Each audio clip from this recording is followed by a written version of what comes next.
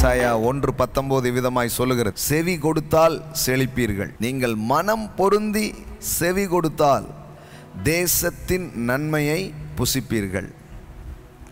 கடவுள் சொல்கிறார், எப்போ கொஞ்சம் உன் மனசை திறந்து கொஞ்சம் உன் காதை எனக்கு கொடு, நான் பேசுகிறத கொஞ்சம் கேளு.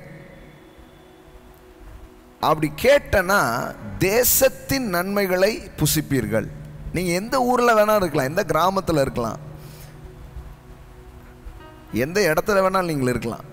கடவுள் சொல்கிறாரு, you shall eat the best of the land. You shall eat the best of the land. தேசத்தின் நன்மையை புசிப்பீர்கள். கடவுள் உங்கள் வாழ்க்கையை மாற்ற விரும்புகிறார். தேவன் உங்கள் வாழ்க்கையை தொட விரும்புகிறார். வறுமை, குறைவு, பற்றாக்குறையின் பிடியிலிருந்து உங்களை வெளியே கொண்டு வர அவர் விருப்பமுள்ளவராக இருக்கிறார். உங்களுக்கு உதவ அவர் ரெடியாக இருக்கிறாருங்க.